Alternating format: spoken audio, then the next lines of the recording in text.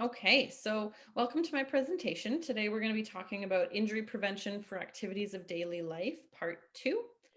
So today, first we'll talk a little bit about me, then we'll get into some general injury prevention concepts, so things that you can kind of apply to almost any activity that you're going to be doing. We'll get into some activity warm-ups and cool downs, again, more general. Then we're going to talk more specifically about lifting and reaching overhead, as well as gardening, pruning, and mowing.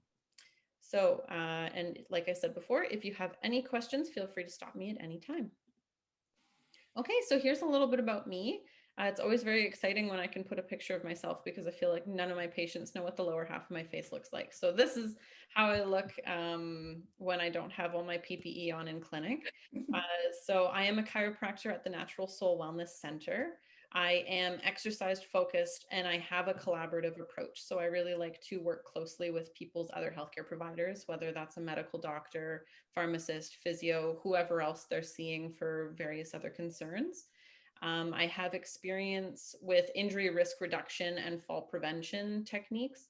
So working with people on what we can call sometimes prehab, which can be before getting a surgery for a joint issue, as well as work you can do before to try and prevent or reduce the risk of injuries occurring. I've graduated from the University of Ottawa with my Bachelor of Science in Human Kinetics, and then I graduated from the Canadian Memorial Chiropractic College with my Doctor of Chiropractic degree.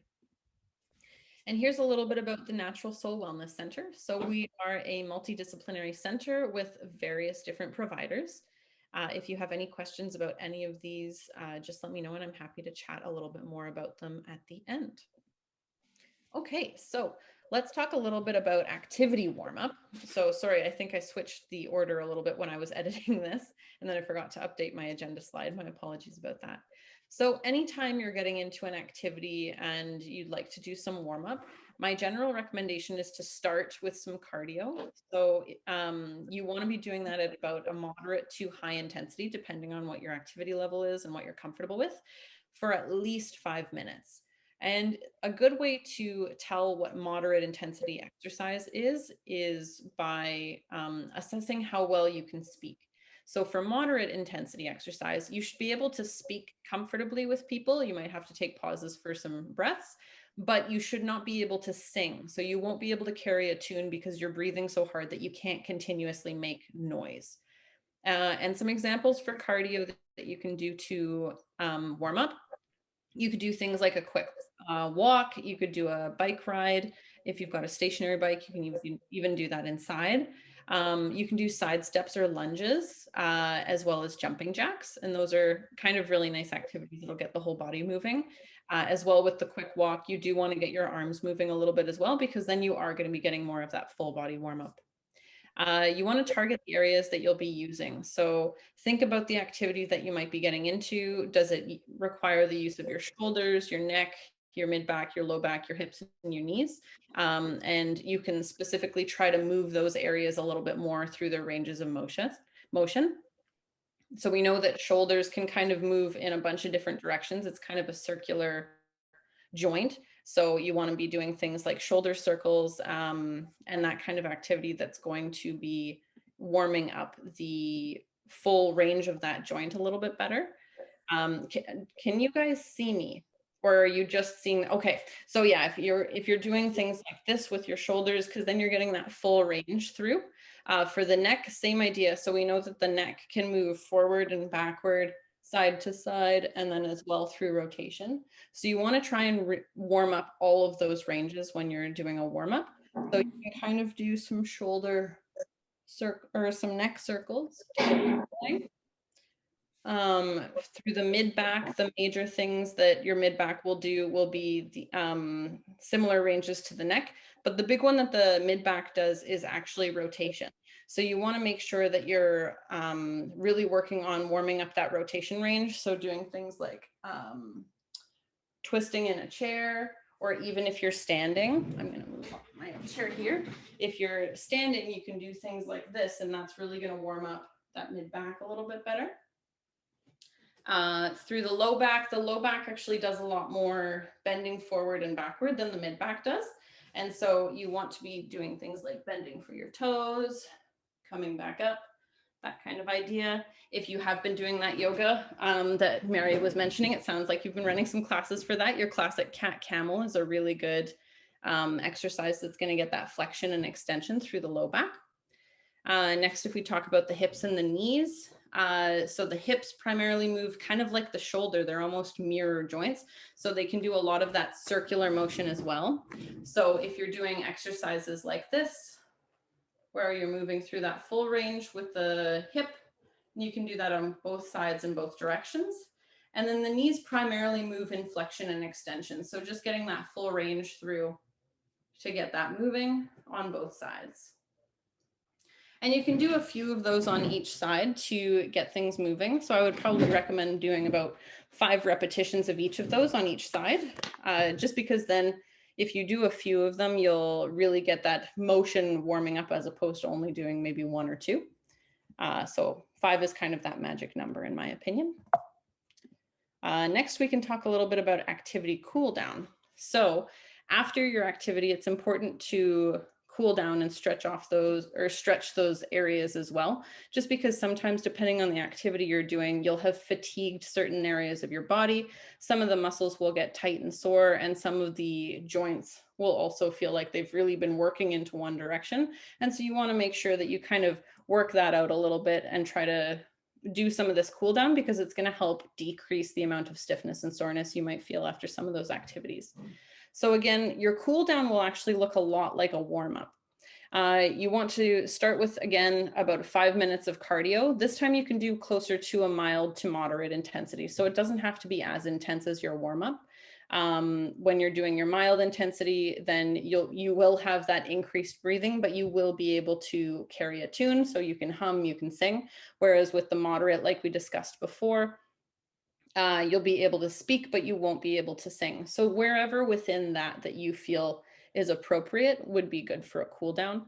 Again, you can do similar things for that cool down as you were doing for the warm up. And then for the actual stretching, I like to recommend doing dynamic stretching as opposed to passive stretching. So a lot of times when people think of cool down, they think of, holding a stretch for a long time and just kind of sitting there and letting it relax. Which is fine, but I find that the dynamic stretching where you're kind of going into it and coming out will really actually help relax out those muscles without irritating any of the ligaments or anything, because we know that when you're doing more of that passive relaxed stretch, sometimes what happens is the muscle will relax out to a point, and it'll get to the point where the muscle has relaxed so much that you're actually stretching the ligament, and sometimes that can be more irritating than anything for that area. So moving through that range and doing some continuous motion, maybe holding for about 5 seconds, coming out and then going back in, is going to be less irritating for those areas than doing that passive stretching. And if you do like to do passive stretching, just try to support that area by kind of holding it more with the muscle instead of pushing way past where you can reasonably go with your muscles, and that'll help prevent some of that ligament irritation as well. And same thing, you want to target the areas that you use during your task. So you can do a lot of the same kind of motions that we were discussing with warm up, but again, it's going to be more focused on a little bit of a hold at the end and then coming out of it to bring some relief to some of those areas that might have gotten tight over the course of your activity. Okay, so next let's chat a little bit about general injury risk reduction.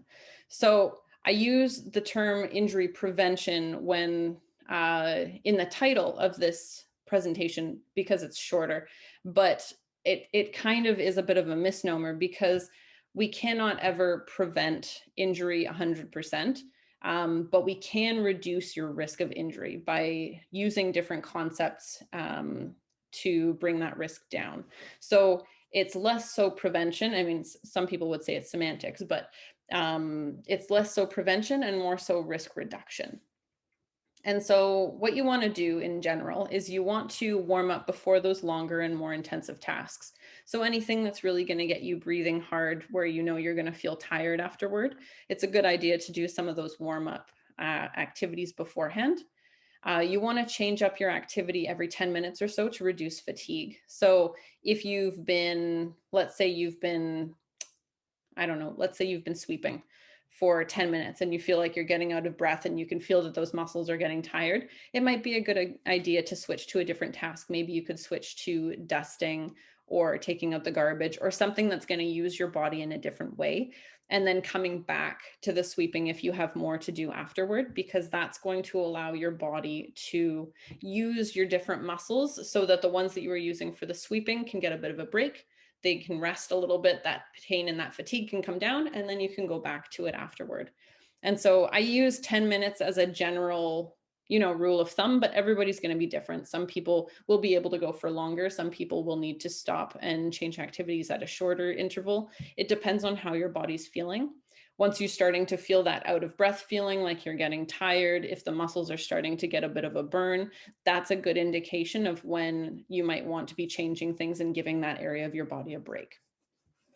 And then you also want to actually take breaks for activities that require long periods of time. So if you're doing activities for more than about an hour, I would recommend breaking it up at about half an hour intervals. Just taking about 5 minutes to grab some water, go for a little walk around, maybe do some stretching out. Those are all really good ways to bring down some of that fatigue that you can feel. It's really easy to get caught up in your task and let yourself go for a really long time, and then you finish it off and you realize maybe it's been an hour and a half, maybe it's been even longer, and you're like, oh my gosh, this is more sore than I anticipated. So if you are starting your task out and you recognize, okay, this might be something that takes a bit longer, and I know that this is something that gets me puffing, then creating a little timer for yourself, even to just check in and say, okay, how am I feeling? Do I feel like I need a break? Maybe I can go for 5 or 10 minutes longer, whatever works best for you, but just being aware of that and giving yourself the option to take that break when you feel you need it. You also want to be doing some strengthening exercises to maintain strength and endurance abilities. So we'll get into we'll get into more specifics with some of the tasks that I was talking about, but especially for things that aren't like some of the daily activities you do. For example, when you're gardening, you're spending a lot of time bent over. And if that's not something you do outside of gardening, then your body's probably not used to it as much. So you want to build that capacity and that endurance in the body so that it can tolerate that a little bit better, which is going to reduce your risk of injury. And we will get into more of the gardening exercises later. You do want to do some cool down stretching or movement after the task. Again, if you feel like it's something that is going to be tiring, it's going to give you that fatigue, you're going to get some of that burning sensation, or you're going to feel out of breath, it's a good idea to do some of that cool down afterward. And then you want to use mechanically advantaged positions to decrease the amount of work you do.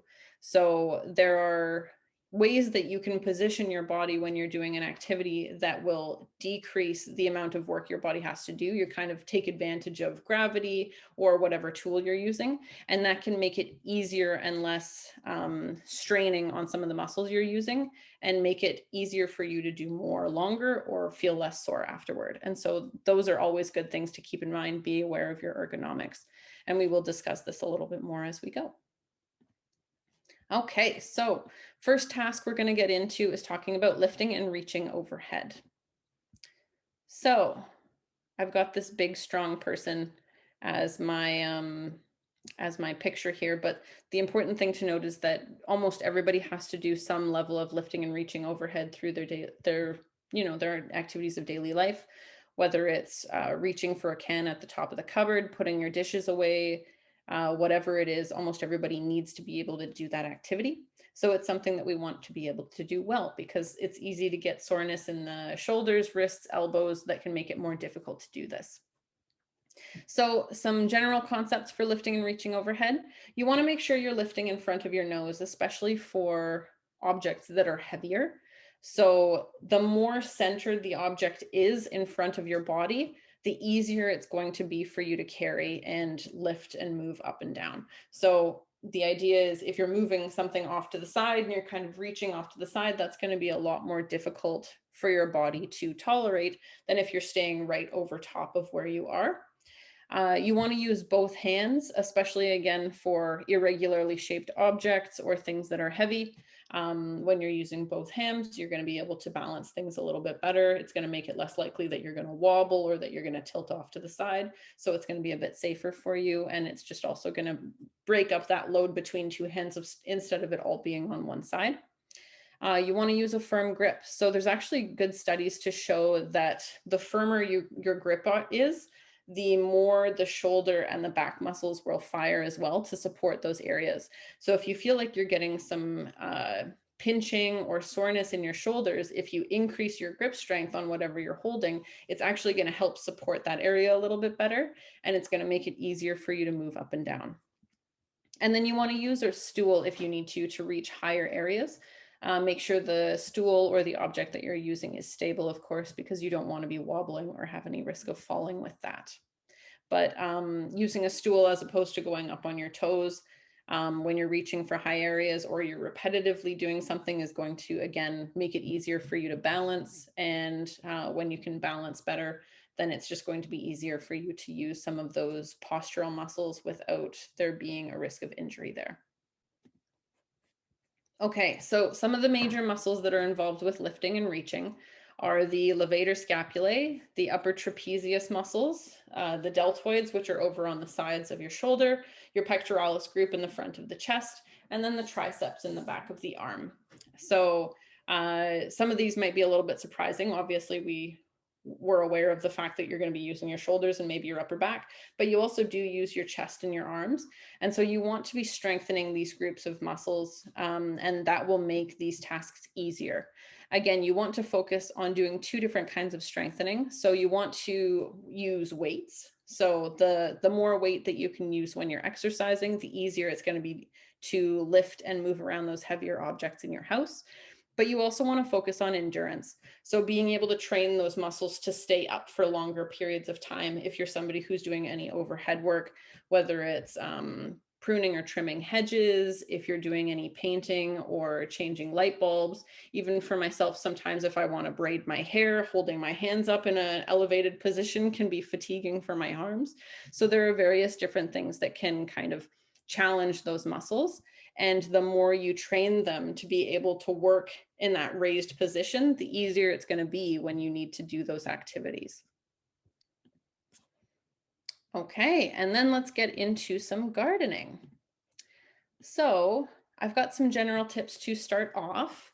The first big one that I recommend to all of my patients who come in feeling sore after a long bout of gardening is you want to do everything that you can to stay active during the winter.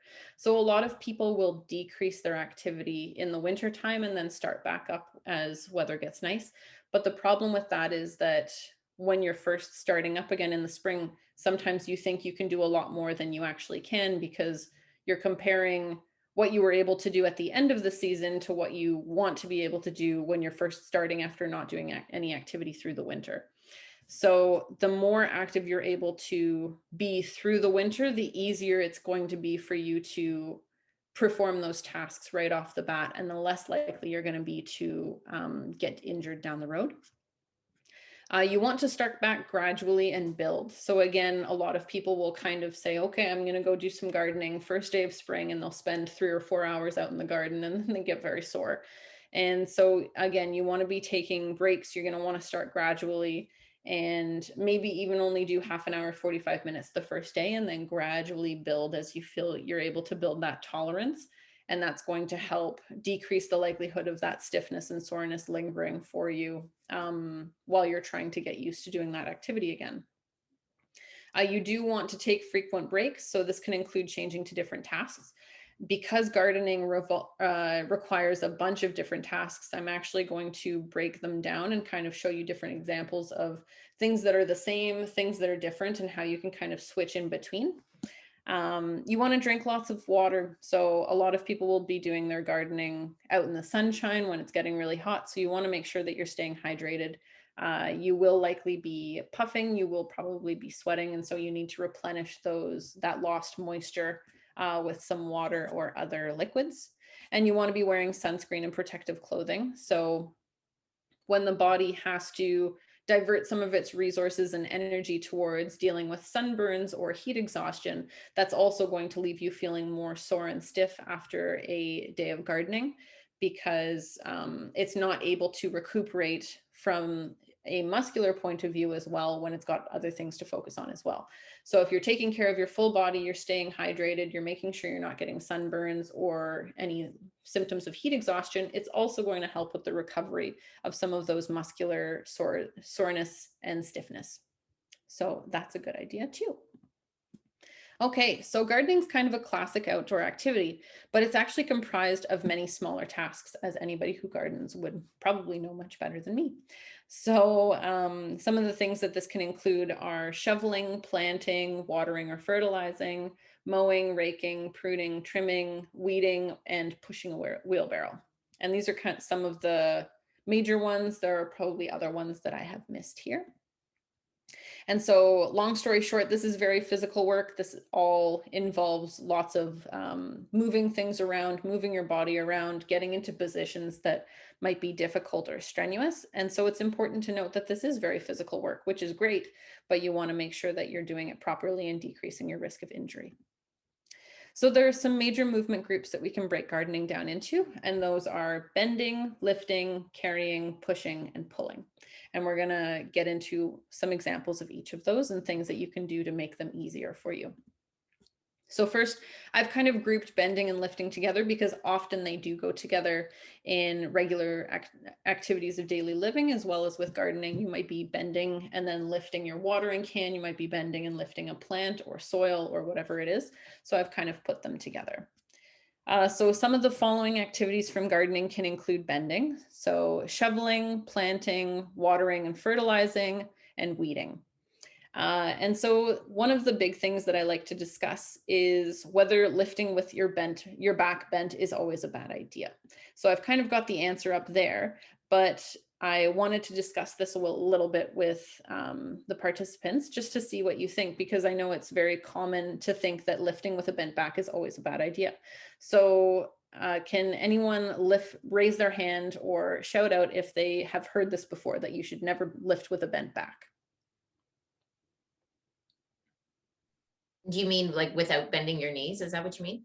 Yeah, so you're bending kind of, if I go like this. Yeah, for reflection. Yeah. So has anybody ever heard before that that is a bad thing to do? Yes. Okay. Yeah. And so, and this is something that we're very commonly told. And as most topics work, this is kind of something that's a little bit more nuanced than a clear yes or no. So we'll talk about that a little bit. So the thing with that is that it's not always a bad idea to lift with a bent back. It can increase your risk of experiencing a back spasm, or what a lot of people refer to as throwing their back out, kind of when you lift and then you move back up and then you get that, and you get kind of a tightening, squeezing, sharp feeling. And that's a back spasm. And that most often occurs when your back is fatigued. So if you've been bending and lifting a lot through the day, and then all of a sudden you go to do it once and your back kind of catches, and that's because the muscles have become fatigued. They can't tolerate it anymore, and you're getting very small amounts of what are called micro tears in some of the muscles. And so they spasm to try to protect you and prevent you from doing that again. It can also occur if you've been sitting or lying down in kind of a slouched position for quite a while, and then you move to do something in a bent position. It's kind of the same idea, where when you stretch those muscles and those ligaments in the low back out when you're in that slouched position, it's going to cause some of those micro tears again. And then when you go to move, the back's like, nope, I don't like that. And so it kind of spasms to try to prevent you from doing that further, because it anticipates that there's going to be damage there, which is nice because your back's trying to protect you, but obviously it's very disruptive. And often the level of spasm and pain that you experience is not parallel to the amount of potential damage that there is. So it's an overreaction. So what I like to say is that you can do a mixture of lifting with a bent back and lifting with your knees. So especially when you're feeling fatigued, if you've been doing a lot of lifting through the day, then it's a good idea to start shifting towards bending from your knees and your hips as opposed to bending with your back, because your knees, the muscles that surround your thighs and go into your hips are a lot bigger than the muscles in your low back. And so they're going to be able to support that bending motion a lot better than your low back is going to be able to do on its own. And so, but the important thing to note is that if you practice these motions, so if you gradually start working on bending with a bent back, if you do kind of light weights, or you've kind of been picking things up through your home and you're feeling okay regularly that way, then you're probably actually you have more tolerance to being able to bend that way than somebody who doesn't do that at all. So again, it's a bit more nuanced. It's about training that activity if that is something that you feel is important to do. And if you are somebody who experiences a lot of back spasms or has had that in the past, then trying to train that and gradually build that ability for your back is going to decrease the likelihood of you having those back spasms in the future. But let's chat a little bit about the bending from the knees and the hips. Just because we know, especially when you're carrying heavy loads, so if you're carrying those huge bags of soil or anything like that, it is a good idea to be lifting with the knees and the hips, because again, you do have more musculature through there and it's going to be able to support that low back a little bit better. So I'm going to stand up and I'll show you. Now, these are probably things that you've seen before, but we'll kind of go over it. So the first thing is that you want to start with your legs about shoulder width apart, maybe slightly wider. So you'll probably find that you have a natural width of your legs that you kind of gravitate towards. Some people it's a little more narrow, some people it's a little wider. Whatever you're comfortable with and feels best for you is great. You can point your toes out a little bit. You want to make sure they're definitely not pointing inwards. Straight is okay as well. So again, this kind of depends on what feels most comfortable for you. So then if you're going to squat down, you want to try and keep this area of your back straight. You're going to sit back like you're going down into a chair. I'm going to turn this so you can see my knees a little bit better as well. So you want to sit back like you're going down into a chair. It's okay if your knees come in front of your toes a little bit, but just pay attention to how your knees feel. So we know that when the knees come in front of the toes, it puts more strain on the knees. So if you're somebody who has knee pain or is dealing with knee issues, you want to kind of shift your bum backwards so that those knees are staying behind the toes. But if you're somebody who experiences more hip pain or is having trouble getting down low enough, then shifting them a little forward is okay. And so what you can do is you can kind of squat down, grab the object, and come back up. If you find that that's difficult to do, you can also get down on one knee, kind of lunge, reach for the object, and then come back up as well.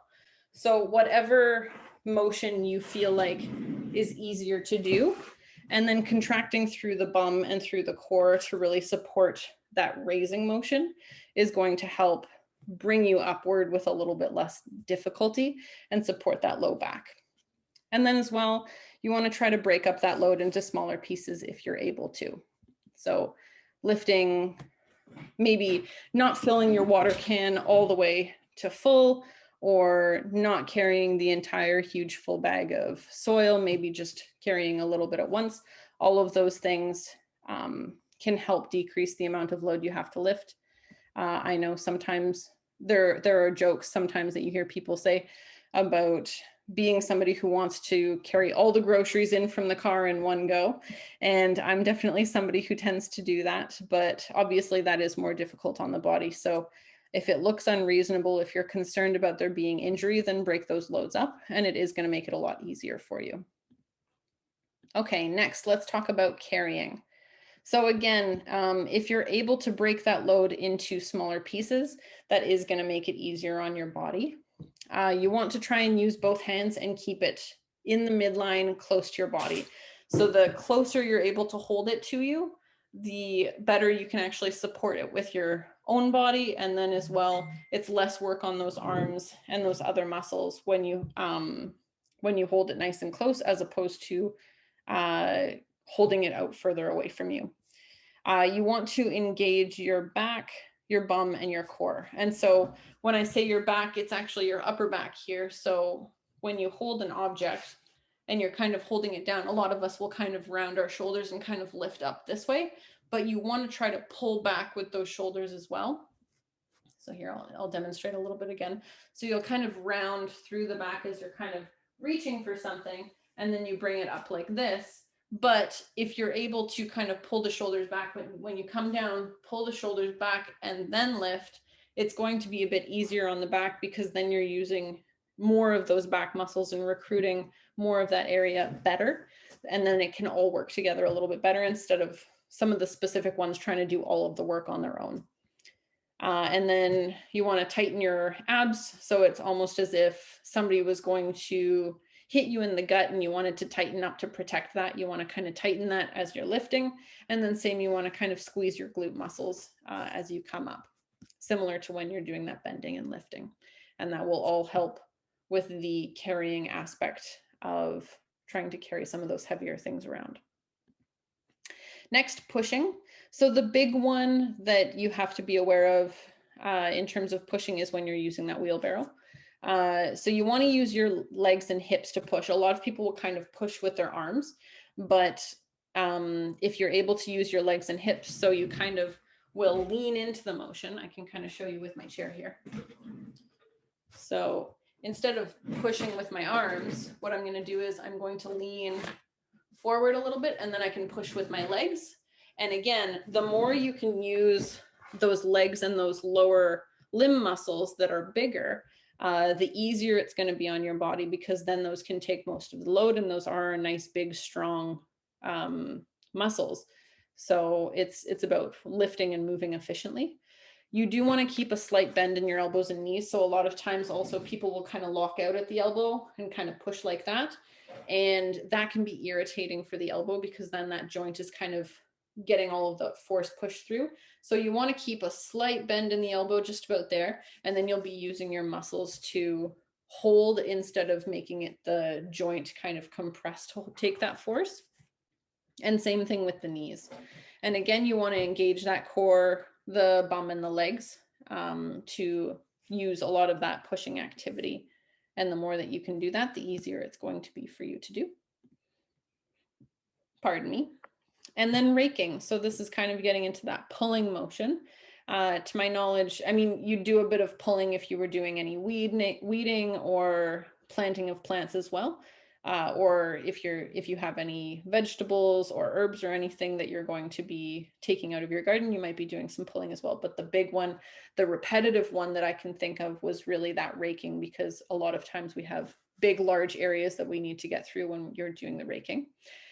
So you want to make sure, first off, that you're using a sufficiently long rake.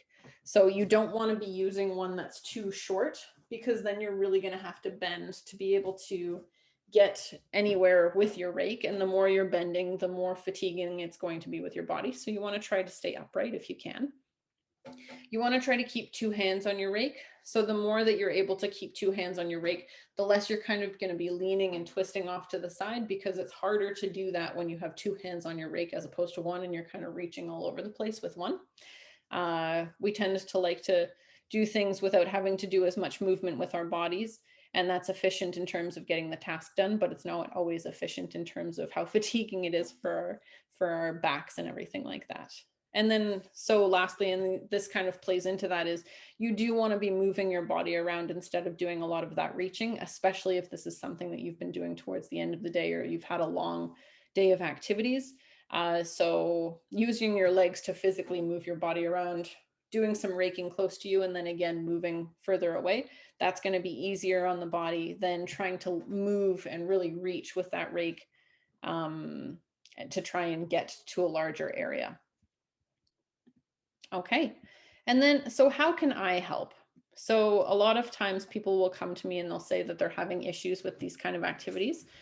The first thing that I do is treatment of painful areas to help you move more easily and without pain. Next, we focus on strengthening endurance, mobility, and flexibility training to make tasks easier for you to achieve when you are at home. I use a targeted approach centered around your goals and activities. So if you tell me that skiing or golfing is really important to you, then we're going to center the exercises around movements that you're going to be using during those tasks. We also do an assessment and guidance for management of outside stressors. So things like sleep, nutrition, nutrition and general work or life stress.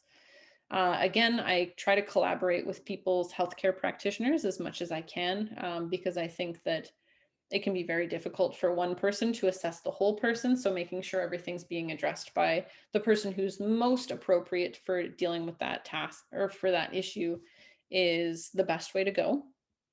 And then I refer to other healthcare practitioners or providers for issues outside of my scope where necessary. And here are some of my references for today's presentation. If you have any questions or would like any of those references, please just let me know. And there we are. Does